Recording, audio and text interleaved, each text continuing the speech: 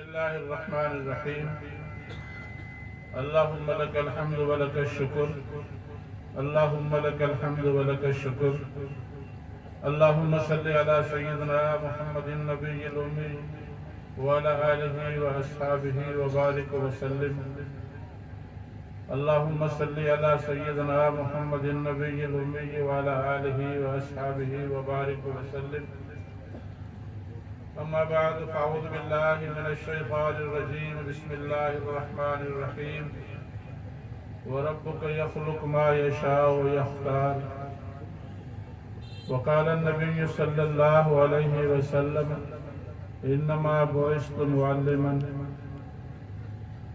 अल्लाहुम्मा सल्लि अला सय्यिदिना मुहम्मदिन नबिय्यिल उम्मी व अला आलिहि व अस्हाबिहि व बारिक व सल्लिम।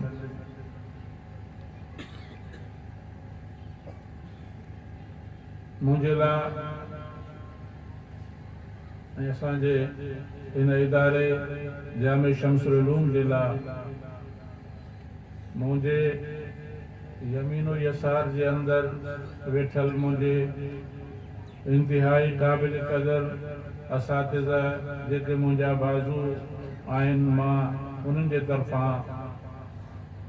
तमामी आयल मेहमाननि जो इंतहाई तहे दिल सां शुक्रगुज़ार आहियां। बिलख़ुसूस उन अकाबिर उलमाए किराम जो जिन जे मौजूदगी जे अंदर मुंहिंजी लब कुशाई मां पंहिंजे लाइ इंतहाई नदामत महसूस कयां पियो। अल्लाह तबारक व तआला उन्हनि जी आमद खे ख़ैर ऐं बरकत वारो बनाए।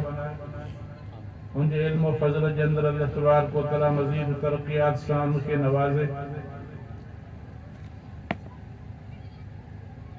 ही तालिब इल्म जेके स्टेज ते वेठल आहिनि, इन जा वालिदैन अज़ीज़ व अक़ारिब असांजे हिन महफ़िल जे अंदर मौजूद आहिनि। इन तालिबनि जे दिल जे अंदर यहन जे वालिदैन जे क़ल्ब में एक किस्म जी ख़ुशी हूंदी। यकीनन असां ज़िंदगीअ जे अंदर जेका पंहिंजे दिल में तमन्ना रखी हुईसीं, जीअं साईं असांजे मोहतरम मेहमान साईं मौलाना कारी साहब ज़िक्र फरमायो त अमड़ बि इलाही वरी दिल में तड़प रखे पई त मां हिकु आलिम जी अमड़ बणिजां पई। अबू अब्दुल जे अंदर सोचे पियो वरी महिनत ऐं मशक़त सां मां पंहिंजे पुट खे पढ़ायां पियो, मुंहिंजे लाइ आख़िरत जो ज़ख़ीरो बणिबो। लेकिन अव्हां खे इहा ॻाल्हि यकीनन मालूम हूंदी असां असातिज़ा खे पंहिंजा हक़ीक़ी बचड़ा एतिरा प्यारा न हूंदा आहिनि। मां सबक़ जे अंदर में पंहिंजे नवनिहालनि जे आरो इज़हार कंदो रहंदो आहियां। असां 15 ॾींहंनि खां बाद में या महीने खां बाद में घर वञूं पिया पुटनि सां जेके असांजा हक़ीक़ी पुट आहिनि, उन मां ॿ अल्हम्दुलिल्लाह हिन मजलिस जे अंदर मौजूद बि आहिनि। अल्हम्दुलिल्लाह हाफ़िज़ ऐं आलिम आहिनि, अल्हम्दुलिल्लाह सुम अल्हम्दुलिल्लाह। लेकिन अव्हां सां इन बच्चनि खे चवंदा आहियूं, अव्हां सां जेको असांजो रूहानी ताल्लुक़ ऐं निस्बत आहे सा पंहिंजे हक़ीक़ी बच्चनि खां वधीक प्यार वारी आहे। असांजूं कचहरियूं, असांजी गुफ़्तगू, असांजी तव्हांजे चेहरनि खे शब रोज़ ॾिसण, इहा हिकिड़ी अहिड़ी असांजे लाइ वेझाई जी सूरत रहंदी आहे जंहिंजो को दुनिया जे अंदर मिसाल कोन्हे को। जेका उस्ताद ऐं शागिर्द जी पाण में निस्बत आहे, इन निस्बत जहिड़ो मिसाल ताल्लुक़ वारो ॿियो को कोन्हे को। हज़रत उस्ताद रशीद अहमद साहब नवरुल्लाह मरकज़हू जंहिं हिन गुलशन जी आबियारी कई, उन सां जेको उनजे शागिर्दनि वचन कयो, अल्हम्दुलिल्लाह उन वचन खे हू मुकम्मल अंदाज़ में निभाईंदा अचनि पिया। मां जेकॾहिं ही लफ़्ज़ चवां त बिल्कुलु ज़ियादती न थींदी। हज़रत उस्ताद नव्वरल्लाह मरकज़हू गोया पंहिंजे ज़िंदगीअ में रब खां इहा ॻाल्हि मञराए विया हुया, छो त साईं जो मुकम्मल सरमायो, मुकम्मल ज़हन इन तरफ़ हुयो त अल्लाह मुंहिंजे हिन गुलशन खे क़यामत तक आबाद रखजांइ। मुझे उस्तादन के, मुझे हज़रत मुदीर मोहतम साहब के, या जेके साईं सां ताल्लुक़दार वेठा आहिनि, समूरनि खे मालूमात में आहे त जामिया शम्सुल उलूम खरड़ा जो को बि फाज़िल अल्लाह तबारक व तआला उनखे दीन खां दूर न बनायो आहे। दीन जे कंहिं न कंहिं शोबे जे अंदरि हुनजी ख़िदमत आहे। अहिड़ा तालिब इल्म बि आहिनि जिन जे अंदरि ज़हनी परवाज़ वॾी न हूंदी आहे। बज़ाहिर असातिज़ा सोचींदा आहिनि त शायदि हिन वीचारे खे फारिग थियण खां बाद में काफ़ी कुझु मुश्किलात ईंदियूं, लेकिन अल्हम्दुलिल्लाह सुम्मा अल्हम्दुलिल्लाह असां अखियुनि सां तजुर्बा कयूं पिया त उहे तालिब इल्म जिन जी नीयत जे अंदरि ख़ुलूस हुयो, साईं जूं दुआऊं यकीनन वञण खां बाद में बि असां सां शामिल हाल आहिनि, उहे दीन जे कंहिं न कंहिं शोबे जे अंदरि वाबस्ता आहिनि। हिन वक़्त में हिकिड़ो नओं निहाल हेठि वेठो आहे, मां ॾिसां पियो जेको पुराणो साथी आहे, असांजो शागिर्द आहे, हुनजी ज़हन जी परवाज़ बिल्कुलु घटि हुई, बिल्कुलु घटि हुई, लेकिन हिन वक़्त में कराची जे हिकिड़े सुठे मदरसे जे अंदरि उस्ताद आहे, मुंहिंजे साम्हूं वेठो आहे हेठि। अल्हम्दुलिल्लाह सुम्मा अल्हम्दुलिल्लाह, हे सभु तमामु महिरबाननि जूं दुआऊं आहिनि। हज़रत उस्ताद रशीद अहमद साहब नवरुल्लाह मरकज़हू थर जे इलाके जे अंदरि विया। 4 तारीख़ ते हज़रत साईं अब्दुल मुजीब साहब सां गॾु उन इलाके जे अंदरि सफ़र थियो। हज़रत साईं कारी साहब जिन जी उते आमद हुई, लेकिन चंद लम्हा पहिरियों ई साईं जिन कंहिं सफ़र जे अंदरि मजबूरी जे आलम में रवाना थी विया हलिया। उन थर जे इलाके जे अंदरि साढर जे अंदरि जॾहिं साईं अब्दुल मुजीब साहब पहुता, जेका पंहिंजे जामे शम्सुल उलूम खरड़ा जी शाखा, उतां जे मोहतम साहब अजीब ग़रीब वाक़ियो ॿुधायो त साईं जंहिं वक़्त में हिन मदरसे जो बुनियाद रखे पियो, अखियुनि मां पाणी वहे पियो, अल्लाह खे ॿाॾाए करे चवनि पिया, मुंहिंजा अल्लाह हिन बरफट बयाबान जे अंदरि हिन खे गुलशन साओ वण बनाए ॾा। अल्हम्दुलिल्लाह हिन साल 4 तारीख़ ते उन इदारे मां इहो पहिरियों जो फसल कोन हुयो, बल्कि हिन खां पहिरीं बि आलिम फाज़िल थी चुका आहिनि। 12 आलिम हिन वक़्त हुन जाइ ते जिन दस्तार बंदी कई उलमा सुलह जे हथ खां। अल्हम्दुलिल्लाह सुम्मा अल्हम्दुलिल्लाह, जेके असातिज़ा आहिनि हिन इदारे जा, उन्हनि पंहिंजे अकाबिरीन सां जेको अहद कयो हुयो उनखे अल्हम्दुलिल्लाह निभाईंदा अचनि पिया। तव्हांजूं दुआऊं, असांजे अकाबिरीन जूं दुआऊं जिन जे मौजूदगी जे अंदरि आऊं लब कुशाई कयां पियो, ये सभु उन जे दुआउनि जो समरो आहे। वर्नत क्या पिद्दी का शोरबा, मन आनम के मन दानम, इंतिहाई नालायकी जी कैफियत आहे। बस इन बचड़नि जूं अवां जूं अकाबिरीन जूं दुआऊं असातिज़ा जूं जो अल्हम्दुलिल्लाह आऊं तव्हांजे साम्हूं बुखारी शरीफ़ जे किताब जे आख़िरी हदीस पाक जे दर्स जे लाइ मूंखे विहारियो वियो आहे। अल्हम्दुलिल्लाह सुम्मा अल्हम्दुलिल्लाह, जेतिरो रब तबारक व तआला जो शुक्र अदा कयो वञे थोरो ई थोरो आहे। मूं तव्हांजे साम्हूं हिकु मसइले खे ज़िक्र कयो त वालिदैन बज़ाहिर ख़ुशि हूंदा, अल्हम्दुलिल्लाह भल ख़ुशि हुजनि, मुंहिंजूं ख़ुशियूं मुंहिंजे अमलनि जा, हिन जे अमलनि जा ओजागा सजाया। वालिदैन जी क़दरो महिनत ऐं हिन बच्चनि जे लाइ सरमाए जो मुहैया करणु बिल्कुलु बजा, पर जेका असातिज़ा जी कैफ़ियत चंद लम्हात खां बाद थींदी, रब काइनात जो कसम हो सभिनी असांजे लाइ मुश्किल मरहलो।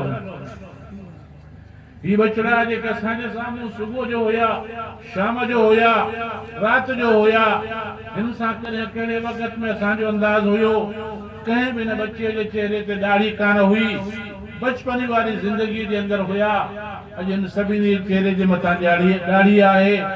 जवान थी चुका आहिनि, बचपन हिते हिन गुज़ारी,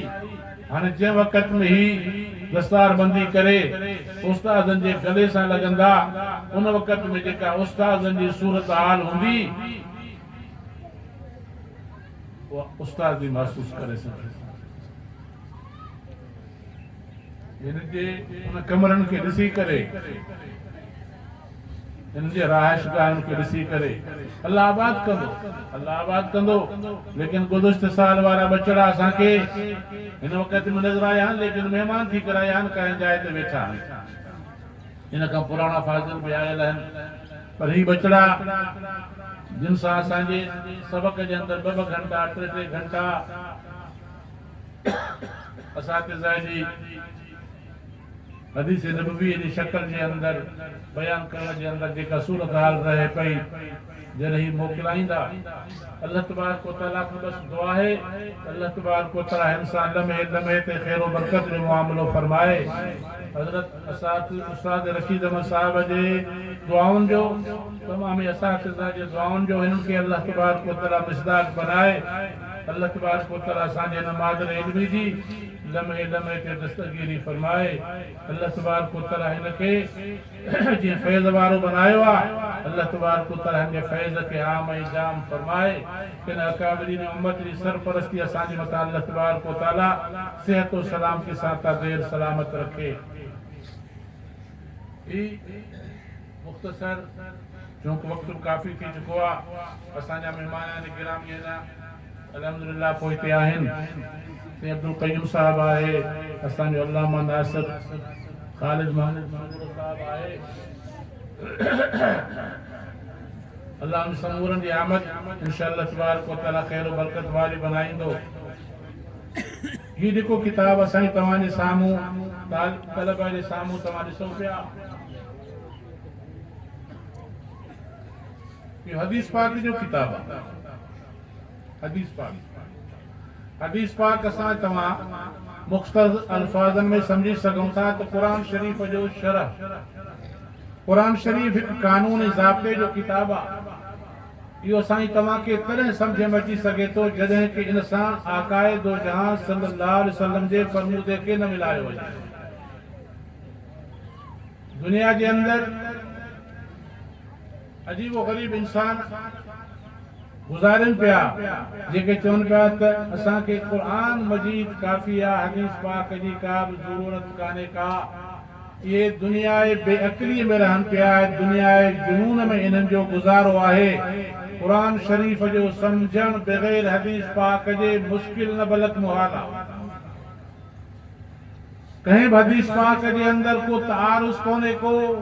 आकाए दो जहां जो फरमान को हद का जायद किस्म वाले मामले में कोने को असाई तवाजी अक्ल जी नाफहमिया अक्ल जो कसूर है पैगंबर करीम सल्लल्लाहु अलैहि वसल्लम जे जुबान अतहरमान निकतल हर लफ्ज जी अल्लाह हिफाजत करिया वमा यंतिकु अनिल हवा इन हुवा इल्ला वहयु युहा सहाबी रसूल है हाने शमाइल में गुजरियो आका के अर्ज करे पियो सही तव्हां कॾहिं कॾहिं असां सां ख़ुशतबई कंदा हो पुछा उन ख़ुशतबई जे अंदरि अवां जी जेका ख़ुशतबई मिज़ाह वारी सूरत हाल हूंदी आहे छा इन जी हैसियत कहिड़ी आहे पैगंबर करीम सल्लल्लाहु अलैहि वसल्लम पांजी जुबान अतहर जे तरफ इशारो करे फरमाइन पिया त इन जुबान अतहर मां जंहिं बि शइ जो निकिरण वारो सिलसिलो थींदो लफ़्ज़नि जी शक्ल में अमल ऐं कौल जी शक्ल जे अंदरि उनखे अल्लाह तबारक व तआला हक़ ऐं सच बनायो आहे इन मां बातिल ग़लत ॻाल्हि का बि कान निकिरंदी बस उन जी सूरत हाल मिज़ाह जे अंदरि छो न हुजे ख़ुशतबई जे अंदरि छो न हुजे अल्लाह तबारक व तआला इन ज़ुबान जी हिफ़ाज़त फरमाई आहे ये जेको किताब आहे बुखारी शरीफ़ इन जे लाइ तव्हां उलमा इकराम खां ॿुधो आहे असहुल कुतुब बाद किताबिल्लाह अल बुखारी अल्लाह तबारक व तआला इन शख्स के इमाम बुखारी इमाम मोहम्मद बिन इस्माइल के दुनिया में हुआ कदर व मंजिलत अता फरमाई असातिज़ा जे दुआउनि ऐं अमड़ जे दुआ जे करे जंहिंजो किताब इन वक़्त में पूरी दुनिया जे अंदर कुरान शरीफ़ खां बाद में सिहत जी हैसियत रखे थो। अल्लाह तबारक व तआला तव्हां सां समूरनि जे लाइ आकाए दो जहां सल्लल्लाहु अलैहि वसल्लम जे हदीस तय्यबा जे मथां अमल करण जी तौफ़ीक़ नसीब फरमाए।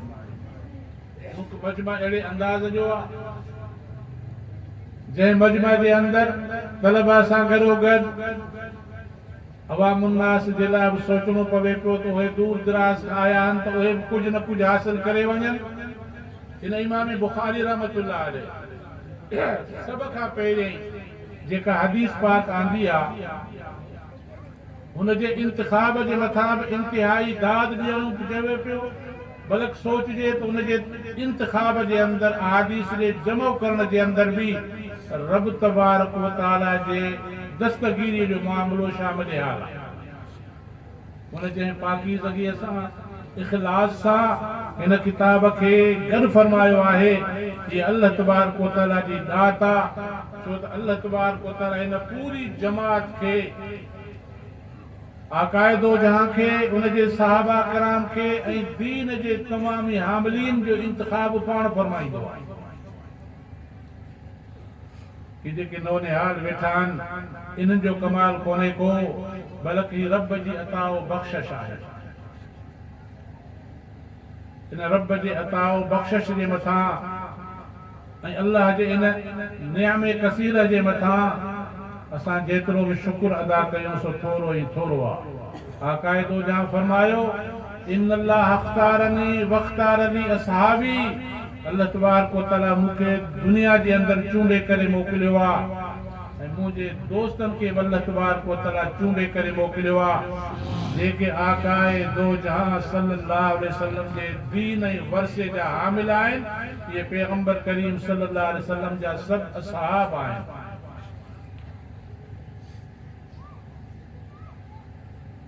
इमाम बुखारी रहमतुल्लाह अलैह पंहिंजे किताब जो आगाज़ फरमायो आहे अहिड़ी हदीस पाक सां जंहिंमें तव्हां असांखे इमाम बुखारी रहमतुल्लाह अलैह हिन ॻाल्हि जे तरफ़ मुतवज्जिह फरमायो आहे त हर अमल खां पहिरीं हर कम खां पहिरीं पंहिंजे नियत खे दुरुस्त कयो। असां तव्हां मिसाल ॾेई करे सम्झायां पियो। बेपरी जी नमाज़ ते वञूं पिया गर्मीअ जे मौसम जे अंदर हुजे पर मक़सद इहो आहे त उते बेपरी जी नमाज़ ते हिकिड़ो दोस्त ईंदो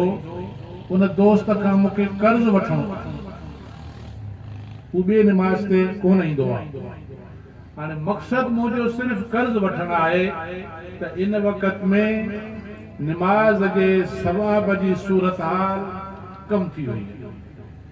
फर्ज़ लही वेंदो हलियो कर्ज़ जी अदायगी थी वेंदी हली लेकिन उहे दर्जात हासिल कोन थींदा जो तूं पंहिंजे नियत जे अंदर ख़लल आणे छॾियो। अल्लाह तबारक व तआला तव्हां असांजे हर अमल ख़ैर जे अंदर बेहतर नियत करण जी अल्लाह तबारक व तआला तौफ़ीक़ नसीब फरमाए। उन खां बाद में इमाम बुखारी रहमतुल्लाह अलैह किताबुल ईमान ज़िक्र फरमायो आहे। गोया इशारो फरमायो त दुनिया जे अंदर को बि अमल ख़ैर इहो तॾहिं रब तबारक व तआला वटि क़ाबिल क़बूल आहे जॾहिं कि असां रब तबारक व तआला जी ज़ात खे वहदहू ला शरीक लहू करे मञूं। वाणिया गैर मुस्लिम बि अमाल ख़ैर खोड़ कनि पिया ख़ैर ख़ैरात कनि पिया बेहतर अमल कनि पिया पर जेकॾहिं आउं ईअं चवां त ज़ियादती कान थींदी त व्याज जे मामले में मुस्लमाननि खां उनजो जेको शरह व्याज आहे सो कुझु घटि आहे। मुस्लमान जो सर आहे त पाण खे मुस्लमान पियो लेकिन उनजो शरह सूद मुस्लमान खां ज़रा घटि आहे। मुस्लमान जो कुझु वरी अञा थोरो ॾाको मथे आहे लेकिन उनखे इन जो फ़ाइदो दुनिया में तो ज़रूर मिलंदो लेकिन आख़िरत में उनजे इन अमल जो मामलो कोन्हे को छो तो हुन ईमान वारी दौलत कान्हे का। उन खां बाद इमाम बुखारी रहमतुल्लाह अलैह किताबुल वही जो ज़िक्र फरमायो आहे। इशारो कयईं त ईमान बि उहो मोतबर आहे जेको रब तबारक व तआला जे ज़ाबिते जे मुताबिक़ हुजे, रब तबारक व तआला जे फरमूदे जे मुताबिक़ हुजे। उन खां बाद में इमाम बुखारी रहमतुल्लाह अलैह किताबुल इल्म जो ज़िक्र फरमायो आहे। गोया कि ॿुधायूं त दुनिया जे अंदर को बि अमल इल्म खां बग़ैर दुरुस्त नथो थी सघे। अमा वेझा थींदो त अनवारात थींदा।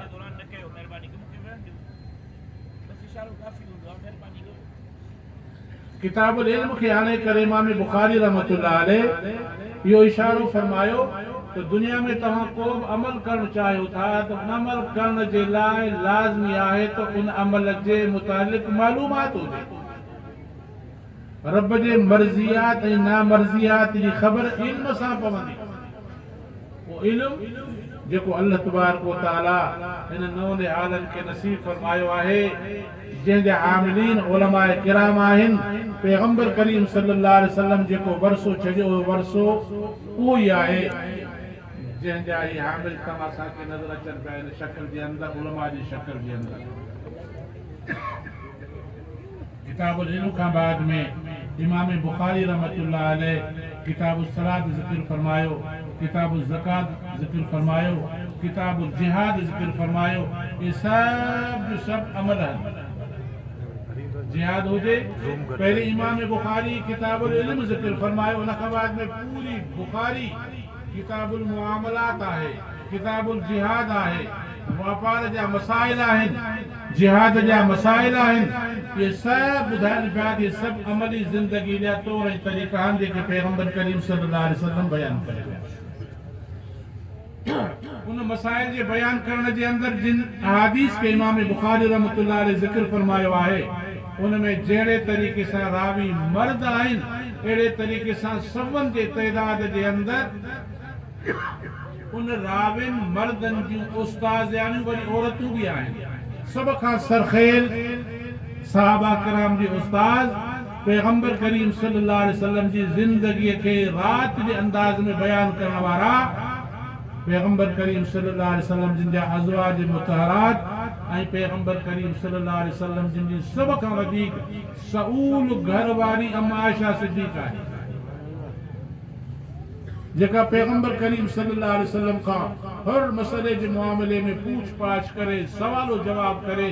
तव्हां सां ताईं पैगंबर करीम सल्लल्लाहु अलैहि वसल्लम जे रात वारी ज़िंदगीअ खे ओझल न छॾियो बल्कि बयान करे छॾियो। वो तव्हां उलमा किराम का मशहूर शेर भी ॿुधो आहे। अम्मा आयशा सिद्दीक़ा जे मुतालिक़ उलमा बयान फरमायो आहे गोया हुन जे ज़िंदगीअ जो ही नक्शो हुयो लना शमसुन वलिल आफाक शमसु शमसु समाए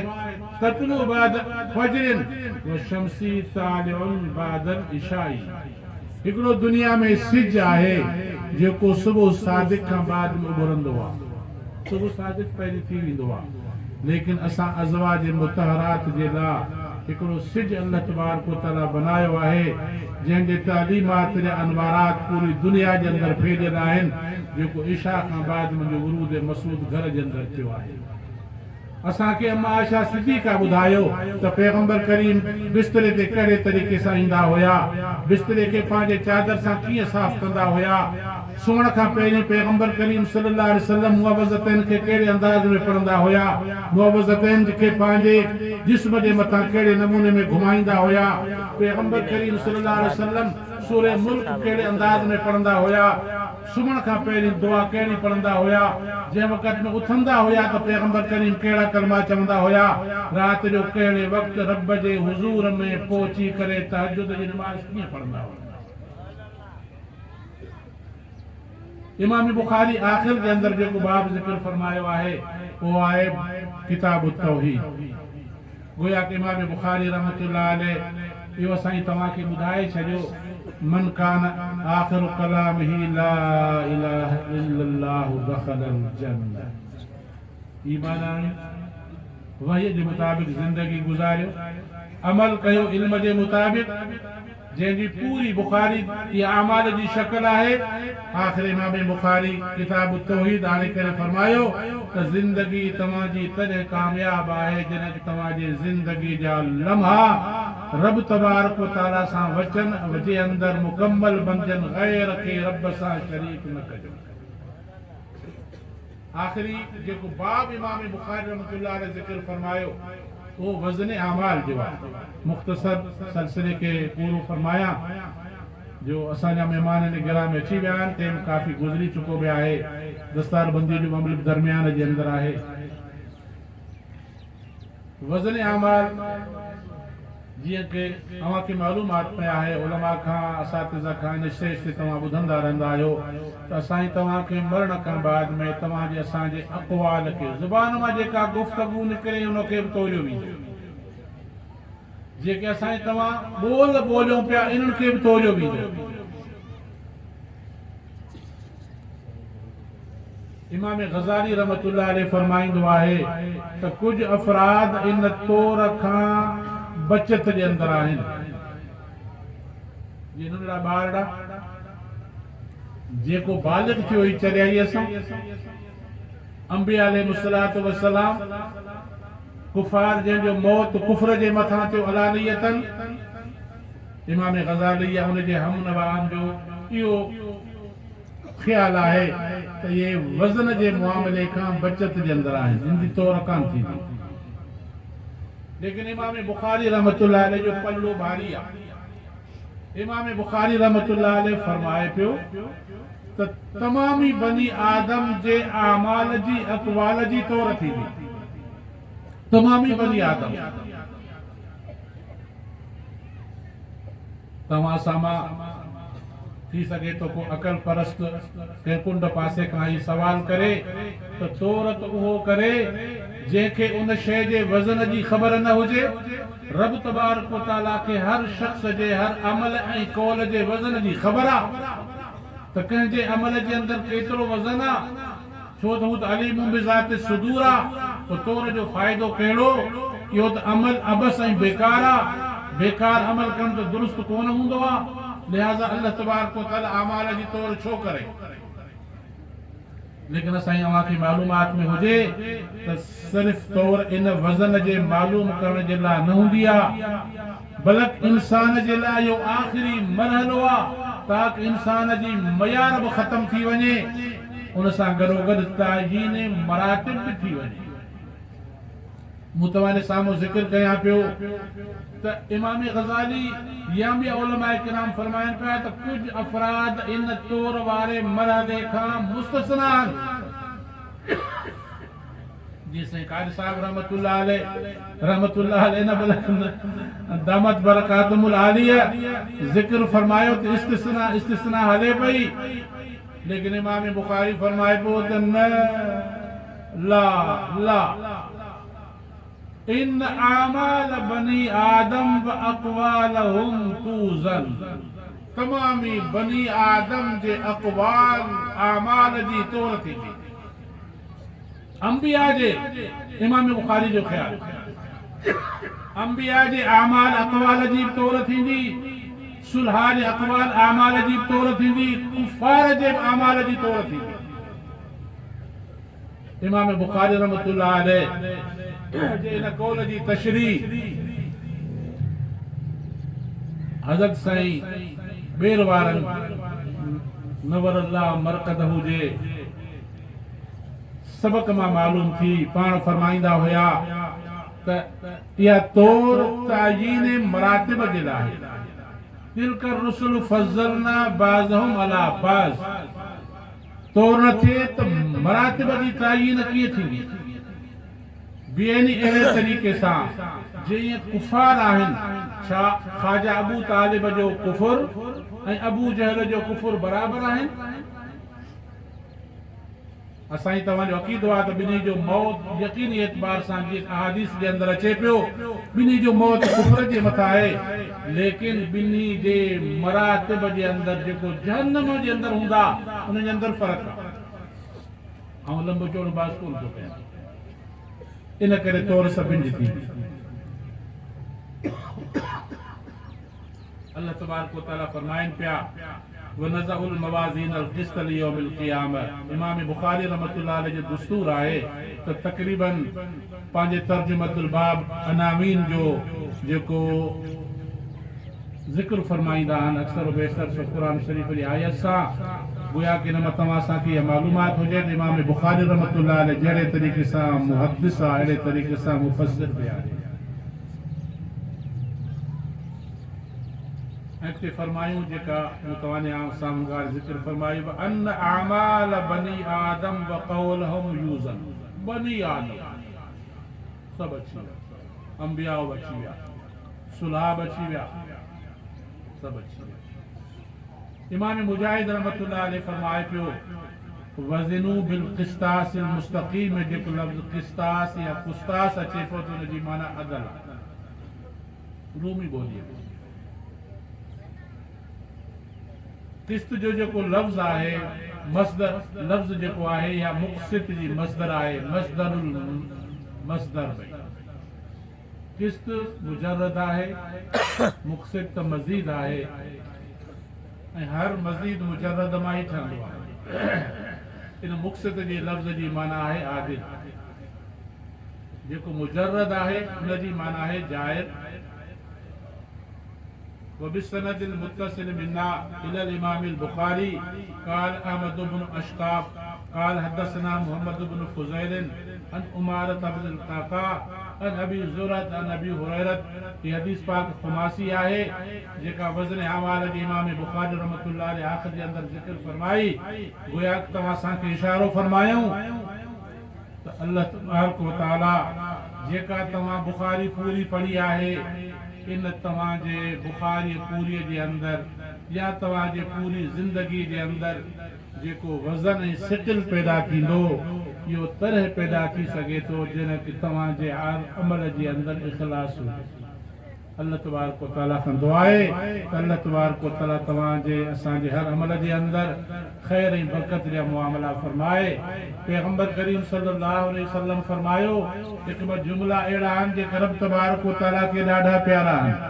अॻिते लफ़्ज़ी रहमान जो आहे।